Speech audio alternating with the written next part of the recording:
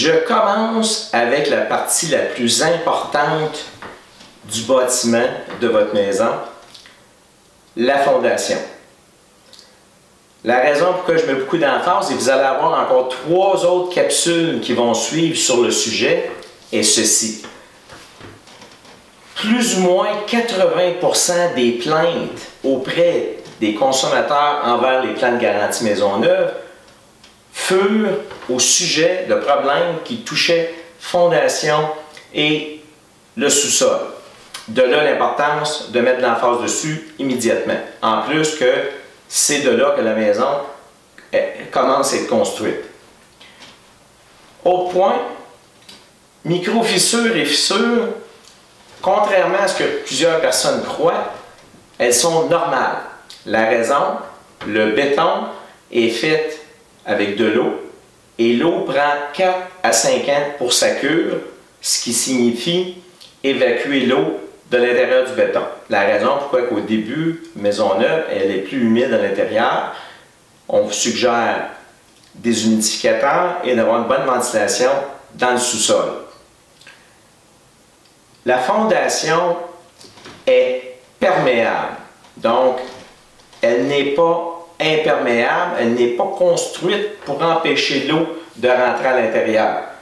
Elle n'est pas une coque de bateau, donc de là l'importance d'avoir un système extérieur et intérieur pour empêcher l'eau de se rendre à votre plancher et par-dessus le plancher de sous-sol.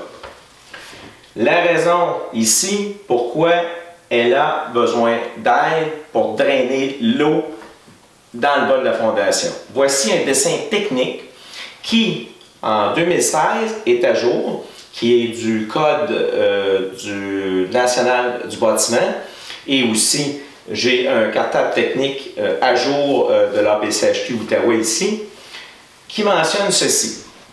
Lorsqu'on creuse pour préparer votre fondation, on va avoir une base de pierres concassées compactée, et la ville de Gatineau, ou peut-être votre municipalité, il faut s'informer, demande un test de compaction pour s'assurer que le sol est rigide, solide, suffisamment solide pour recevoir votre fondation, votre maison.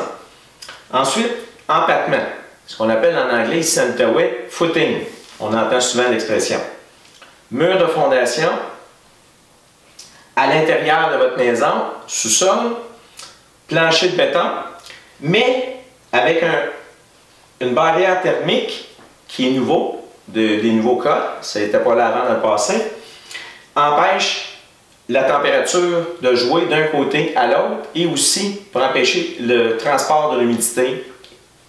C'est pas mal la base principale pour ça.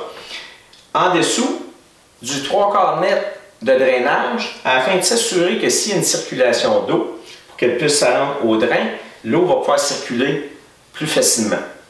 À l'extérieur, donc vous avez le sol, le gazon, on va avoir le drain qui est minimum 4 pouces de diamètre, qui fait le tour de la maison, le tour de la fondation.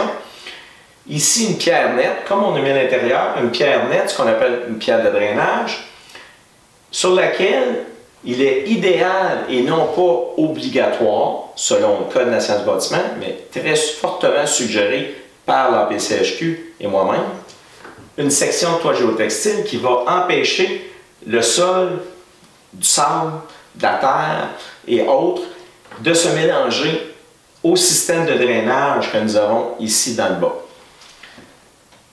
Je vais vous revenir sur les 3 autres capsules avec des points qui touchent fondation et qui sont importants. Je vous offre avec mon entreprise des rabais multi-projets, qui ici est un bon exemple. Si j'ai des travaux de réparation de fondation, de drain, et du même coup, je fais un aménagement paysager, asphalte, galerie en bois, gazon ou autre, vous allez recevoir un rabais sur l'ensemble des travaux.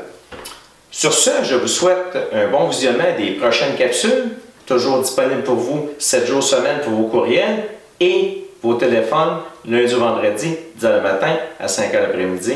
Un grand plaisir pour moi de pouvoir vous aider. Merci beaucoup.